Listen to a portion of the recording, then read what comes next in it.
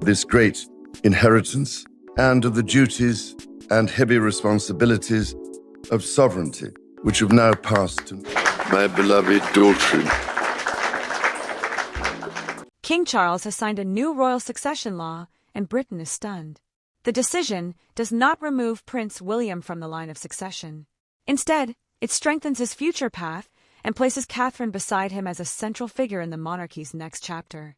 For Prince William and Catherine, Princess of Wales, the meaning of this decision is far heavier than any headline can explain. To the public, succession may look simple.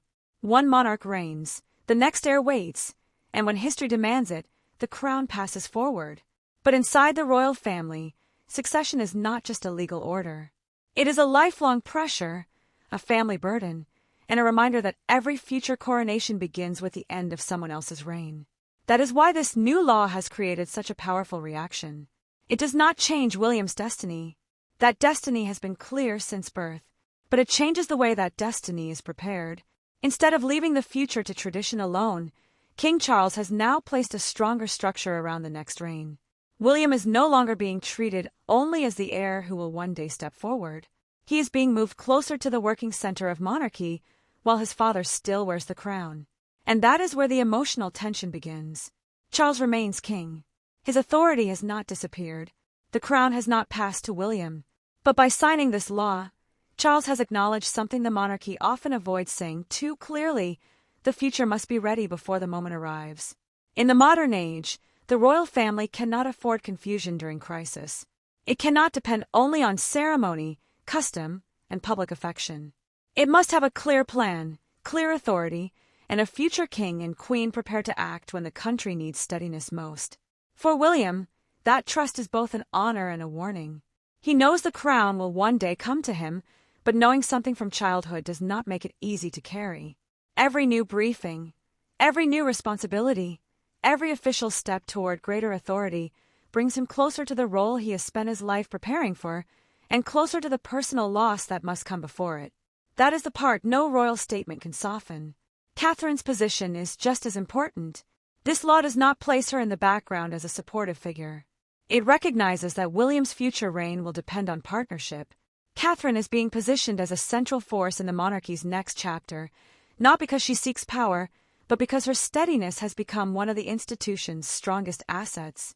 Her public image is calm, disciplined, family-focused, and emotionally connected to people who want the monarchy to feel human as well as historic. That is why her role matters so deeply. A future queen is not only someone who appears beside a future king. She helps shape the atmosphere of a reign. She influences public trust. She carries causes that speak to families, children, communities, and national identity. She becomes part of how people understand the monarchy's heart. By formally strengthening Catherine's future role, Charles is sending a clear message. William must not carry the next era alone. But this decision also creates discomfort inside the present reign. Because when William and Catherine move closer to the center, others naturally move further from it. Queen Camilla has stood beside Charles through years of pressure, criticism, and gradual acceptance. Her position beside the king is personal, historic, and deeply tied to his own journey. Yet the monarchy Charles is preparing for William may not leave the same space for Camilla's influence in the future. That does not mean she is being erased. It does not mean her service is forgotten. But it does mean the institution is drawing a line between the reign that belongs to Charles and the reign that will one day belong to William and Catherine. And inside a royal household, that line can feel painfully sharp. This is why the law feels larger than administration. It is not only about who inherits the crown. It is about who shapes the monarchy before the crown changes hands.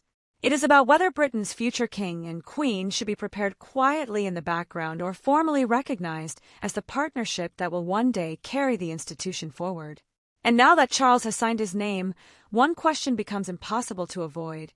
Did he act because the monarchy simply needed order, or because something behind palace walls proved that tradition alone was no longer enough? The moment that changed everything did not happen in front of the nation. It did not happen during a televised speech, a royal balcony appearance, or a grand state occasion watched by millions. It happened inside Windsor, away from the noise, during a private royal ceremony that should have passed quietly into the archive of ordinary palace duty. But sometimes, the smallest interruption reveals the largest weakness. According to the story now surrounding this new succession law, King Charles saw something that day he could not ignore. The monarchy had always depended on ceremony, tradition, and the assumption that everyone would know their place when pressure arrived. But during that Windsor event, the old confidence began to crack. For a brief period, the room needed direction, and the system hesitated. That hesitation is what matters. A monarchy cannot afford visible confusion. The crown's power is not only legal, it is symbolic. It depends on the public believing that authority continues smoothly, no matter what happens behind palace doors. A prime minister may face debate, a government may change, but the crown is expected to represent continuity above the noise. When people look toward the monarchy during uncertainty, they are not looking for panic. They are looking for steadiness. And that is why Charles reportedly understood the danger immediately. If a moment of difficulty could leave officials unsure who should step forward, then the problem was not one ceremony. The problem was the structure itself. Prince William was already close enough to responsibility to feel its weight, but not fully empowered to carry it. He was the heir, the future king, the man the public already imagined as the next face of the monarchy. Yet in practical terms, there were still limits around what he could do in a sudden royal interruption. He could comfort, he could represent, he could appear calm, but without a formal system behind him, his authority could still be questioned at precisely the moment clarity was needed most. That is the gap Charles appears to have closed. The new law is powerful because it does not wait for the crown to change hands before preparing the next reign. It recognizes that the modern monarchy must be ready before crisis arrives, not after. It gives William a clearer role in continuity planning, deeper access to essential briefings, and a defined place in the structure that protects the crown when the unexpected happens. But the law does not stop with William. That is what makes Catherine's role so important. King Charles is not simply preparing his son as an individual. He is preparing William and Catherine as a partnership. That sends a strong message about what the next reign is expected to look like. William will not stand alone. Catherine will not be treated as a decorative figure placed beside him only for photographs and ceremonies. She is being recognized as part of the emotional and public strength of the future monarchy. This is a major shift. For generations, royal spouses have often carried enormous pressure while being given limited authority. They are expected to smile, support, appear, reassure, and absorb public judgment, yet they are not always given a meaningful place inside the decision-making structure that shapes the monarchy around them. Catherine's position in this law suggests a different understanding. If she is expected to help carry the future, then she must be prepared for that future properly. Charles may have learned that lesson from history. The royal family has paid a heavy price when spouses were left isolated, misunderstood, or unsupported inside the institution. Public image can be polished, but private pressure eventually finds a way to show itself. William knows that better than anyone. He grew up inside the consequences of a royal marriage that became a national wound. He understands what happens when the public sees glamour, but behind the scenes there is loneliness, confusion, and emotional distance. So by formally recognizing Catherine's role, Charles may be trying to prevent old mistakes from repeating themselves. He may be saying that the next queen must not be left to survive the institution from the outside. She must understand it from within. She must be trusted, briefed, and protected as part of the central structure. For Catherine, that is both an honor and a heavy burden. Her public image has always been built on calmness. She does not appear to chase attention. She has become admired because she seems disciplined, family-focused, and careful with the dignity of her role. But this law changes the meaning of that calm.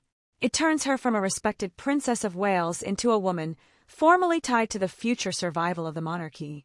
Every cause she supports, every public appearance she makes, and every family decision she protects will now be seen through the lens of queenship. And that is not something any person can carry lightly. This is where William's private conflict deepens.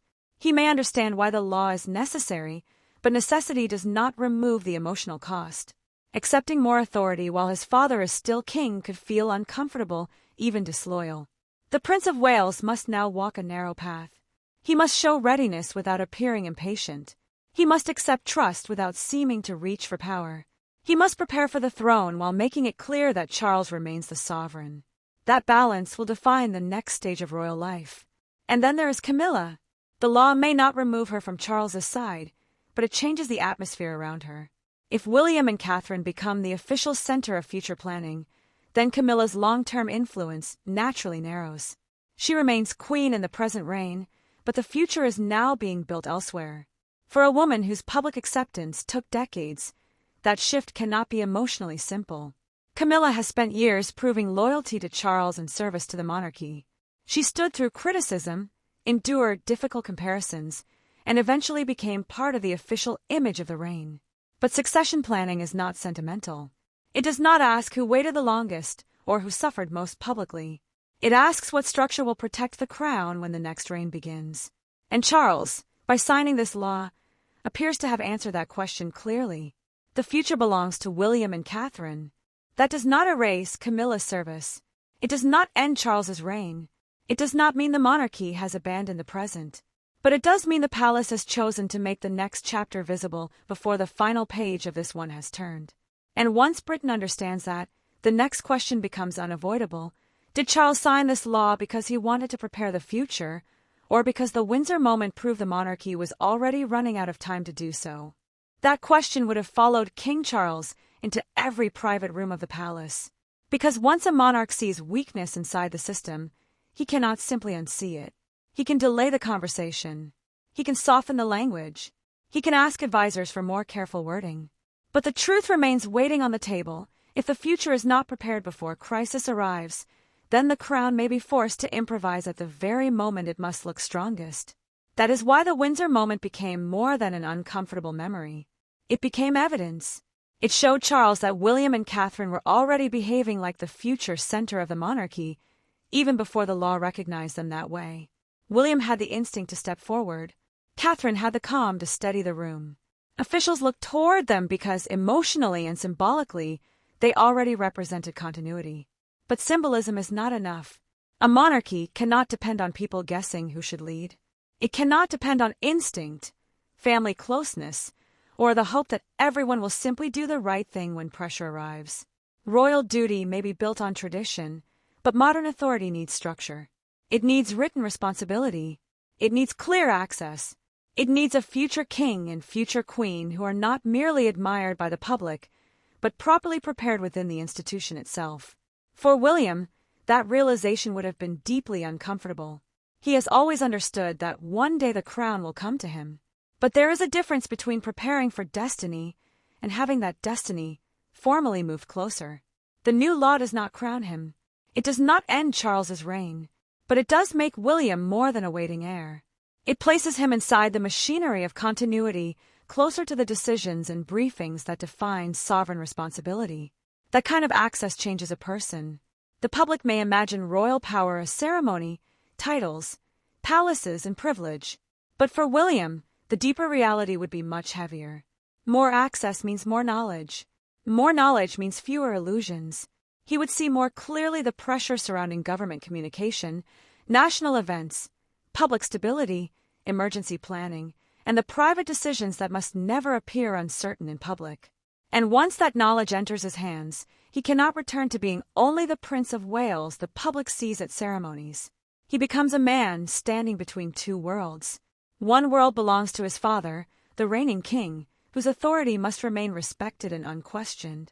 The other belongs to the future, where William and Catherine will eventually become the faces of the monarchy's next chapter.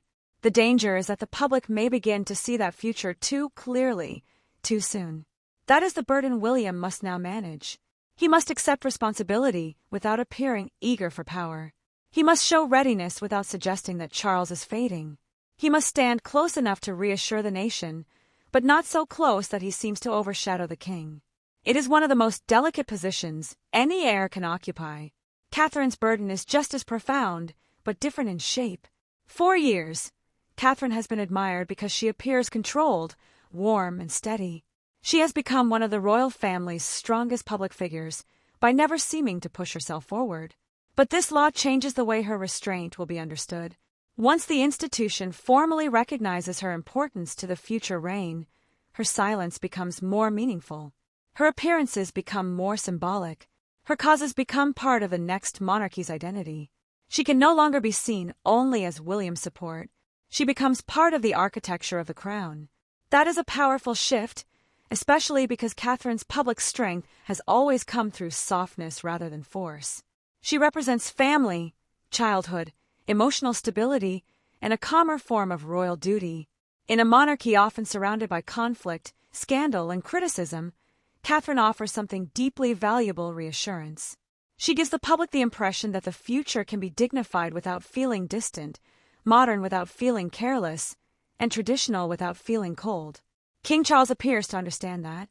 By placing Catherine beside William in the structure of succession preparation, he is not simply rewarding popularity. He is acknowledging that the next reign will need emotional intelligence as much as constitutional knowledge. William may inherit the crown, but Catherine will help shape how that crown is felt by the people. That may be the most important part of the law. It suggests that Charles does not want the next reign to repeat older mistakes, where royal spouses carried enormous expectation without enough recognized authority or protection. A future queen cannot simply be asked to smile through pressure while decisions are made around her. If Catherine is expected to stand beside William in moments of national importance, then she must be trusted before those moments arrive. But inside the palace, that trust creates a shift that everyone can feel. Offices begin to change their focus. Advisors begin to think beyond Charles's reign. Long-term plans begin to circle around William and Catherine. The language of continuity becomes the language of quiet transfer.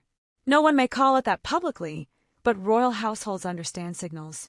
They know when influence is moving. They know when the future has been given a room inside the present.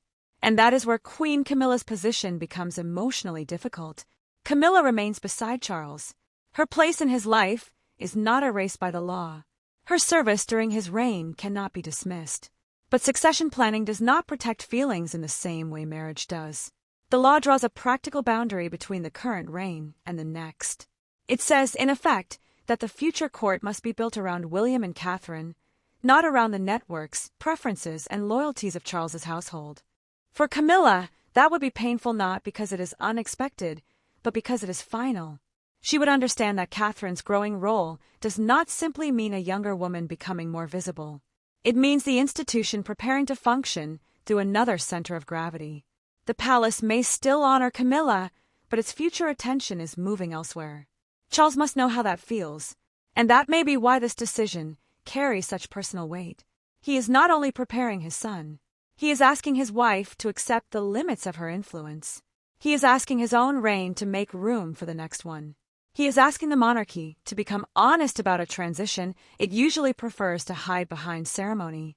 That honesty may be necessary, but it is not gentle. For William and Catherine, the law may provide clarity. For Camilla, it may feel like a narrowing of her chapter. For Charles, it may feel like sacrifice disguised as leadership.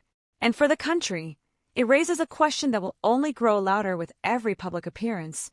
Are we watching a stable monarchy planning wisely, or are we watching the first visible signs of the next reign beginning before this one has ended?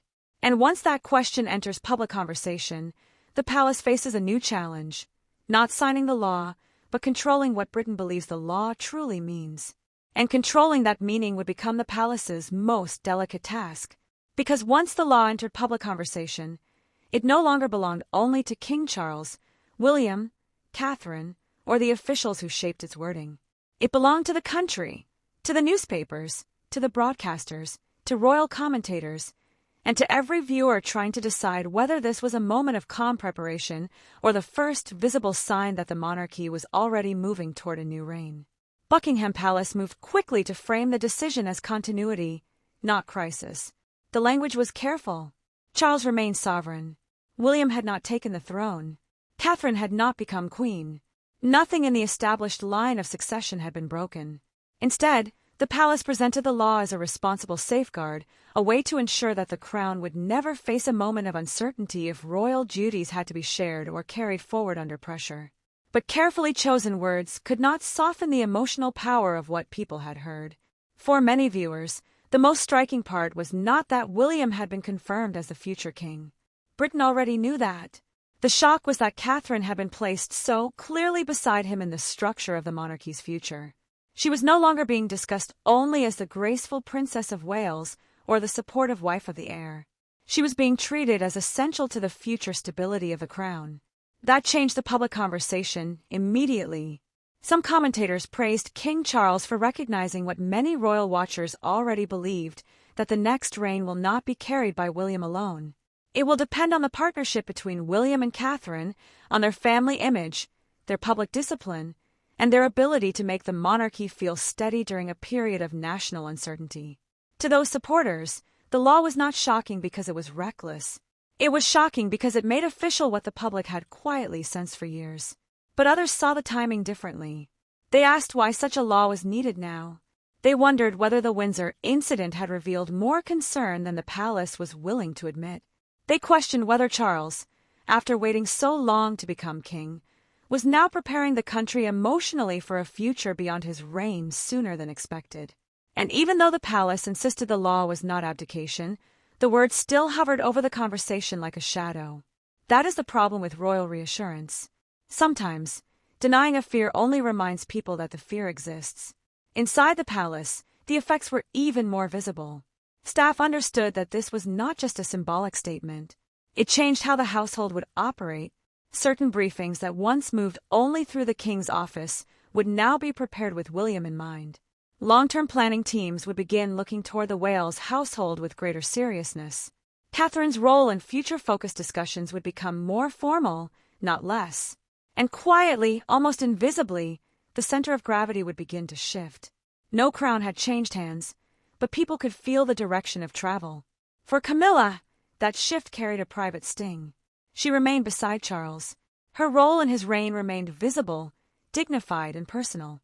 But the law made one thing unmistakable: the monarchy's long-term planning now belonged to William and Catherine. The future court would not be shaped around Camilla's advisors, preferences, or household influence. It would be shaped around the next king and queen. That truth would not need to be spoken cruelly to hurt. Camilla had spent years moving from controversy toward acceptance. Her place beside Charles was not easily won.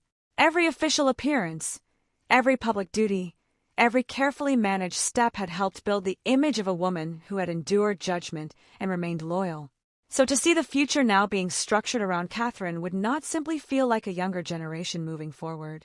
It would feel like the closing of a chapter she had fought to make respectable.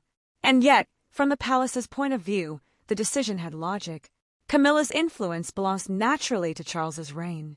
Catherine's influence belongs naturally to William's. If those two spheres overlap too much, the next reign could begin with confusion. Staff could divide. Patronages could become political inside the family. Public messaging could be pulled between old loyalties and new priorities. And William, instead of beginning his reign with clarity, could inherit unresolved tension from his father's household. That is exactly what Charles appears determined to prevent. But preventing future confusion does not erase present pain. It simply gives the pain a purpose. William would understand this better than anyone. He would know that the law protects him, but also places him under a brighter and heavier light. From this moment on, every time he appears beside Charles, viewers will study the distance between them. Every time Catherine speaks at a major event, commentators will ask whether they are hearing the future queen more clearly than before. Every time Camilla stands slightly apart, people will wonder whether the new order is already visible. That kind of scrutiny can change even ordinary royal moments into symbols.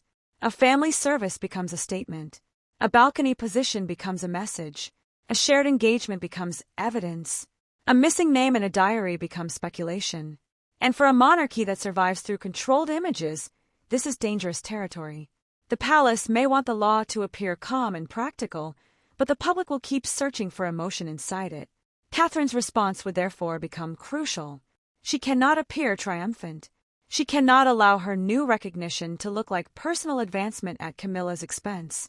Her strength must come through humility, restraint, and service.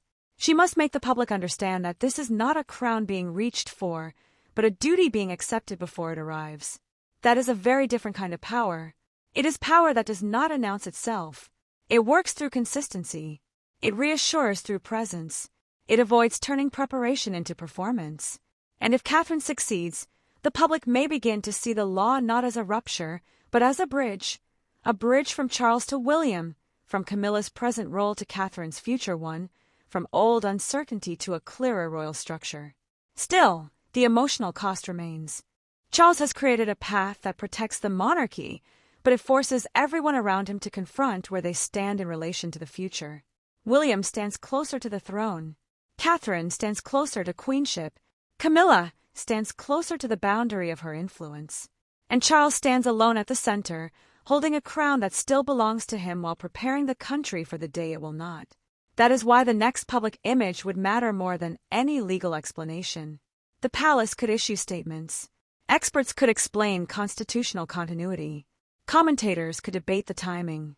But in the end, the country would look for one thing above all: whether Charles, Camilla, William, and Catherine could still appear united after a law that quietly rearranged the emotional map of the monarchy. Because if they could stand together, the law would look like strength. But if even one person looked wounded, distant, or diminished, Britain would begin asking whether King Charles had secured the future or exposed the fracture that had been waiting beneath it. And that final image is what the monarchy needed most. Not another explanation, not another carefully worded statement, not another line from constitutional advisors trying to calm the public. The country needed to see whether the people most affected by the law could still stand together without appearing divided by it. When King Charles stepped forward, the message was immediate. He was still the monarch. The crown had not passed from his head. His reign had not ended. But beside him stood Prince William and Catherine, no longer only as the waiting future, but as the formally prepared partnership that would one day carry the monarchy forward. That balance mattered. If William had appeared too far ahead, the moment would have looked like a transfer of power. If Catherine had appeared too central too quickly, critics would have called it a quiet coronation before its time. If Camilla had appeared distant, the public would have seen the pain behind the law before the palace could explain it. Every step, every glance, every position had meaning. And Charles knew it. This was the emotional test of the entire decision. Signing the law may have secured the future on paper, but the public image had to secure it in the hearts of the people. The monarchy survives not only through documents and legal language. It survives through what people believe they are seeing. And in that moment, the country was watching for one thing: unity. Charles stood as the present. William stood as the future. Catherine stood as the future queen, not as an accessory, but as a central figure in the next reign. Camilla stood as the woman who had shared Charles's reign and accepted, however painfully, that the future would now be built around another royal partnership. That image carried more weight than any official explanation could have done. For Charles, the law became one of the defining choices of his reign. He did not sign it to weaken himself. He signed it because he understood that the strongest monarch is not the one who refuses to think about tomorrow. The strongest monarch is the one who prepares the crown to survive beyond his own hands. After waiting most of his life to become king, Charles had done something deeply difficult. He had used his authority not to hold the future back, but to make it ready. That is sacrifice, not surrender.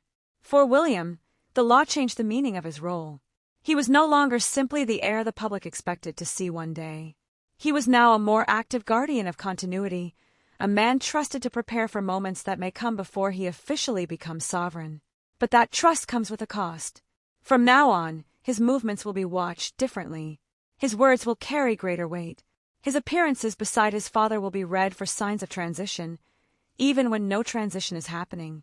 That is the burden of being the future king while the present king still reigns. And Catherine's burden may be even more delicate. She has been given something royal spouses have not always received clearly: recognition as essential to the monarchy's future strength. But with that recognition comes pressure. She must accept influence without appearing ambitious. She must prepare for queenship without seeming impatient. She must help shape the next era while showing deep respect for the current one. Her role is no longer only about grace. It is about judgment. That may be why the law placed her so firmly beside William. Charles appears to understand that the next reign cannot be built around a lonely king. It must be built around partnership, emotional steadiness, and public trust. Catherine brings something the monarchy needs: a sense of warmth, family, restraint, and calm continuity. She makes the future feel less like a cold constitutional machine and more like a living family carrying an ancient duty. But Camilla's place in this final image cannot be ignored. She may not be the center of the next chapter, but she remains part of the story that brought the monarchy to this moment. Her influence may narrow, her future role may be more limited, but dignity still matters. The monarchy cannot build one woman's future by publicly humiliating another. If Charles is wise, he will protect Camilla's service, even while making it clear that William and Catherine must shape what comes next. That is the only way the transition can feel honorable. In the end, this law asks Britain to understand two truths at the same time. First, Charles remains king. His reign continues, his authority remains, and the crown has not been handed away. But second, the future has now been brought closer, structured more clearly, and placed openly around William and Catherine. The palace is no longer relying only on tradition, hope, and quiet preparation. It is building the next reign before crisis can force its hand.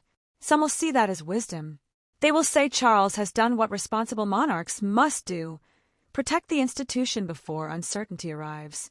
They will argue that William and Catherine deserve clarity, that the country deserves stability, and that succession planning is not a threat to the current reign but a service to the future.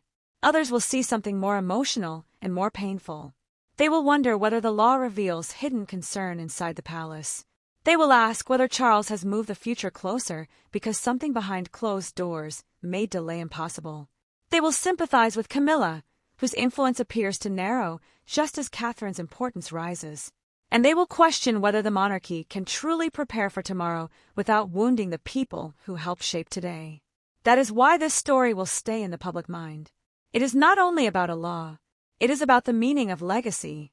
It is about a father preparing his son, a husband balancing loyalty, a future queen accepting responsibility, and a royal family trying to turn private emotion into public stability. The crown did not change hands, but something did change. The future now has a clearer shape. William stands closer to responsibility. Catherine stands closer to queenship. Camilla stands at the boundary between the present reign and the next. And Charles stands in the middle of it all, still king, but now remembered as the monarch who chose preparation over denial. So what do you think? Did King Charles make a wise and necessary decision to protect the future of the British royal family? Or does this new succession law reveal that the next royal era is arriving sooner than anyone expected? Share your thoughts in the comments, because this is one of those royal moments where duty, loyalty, and emotion all collide. And if you want more thoughtful royal commentary, respectful updates, and documentary-style stories about the House of Windsor, make sure to subscribe to the Prime Expedition. Thank you for watching, and we'll see you in the next royal story.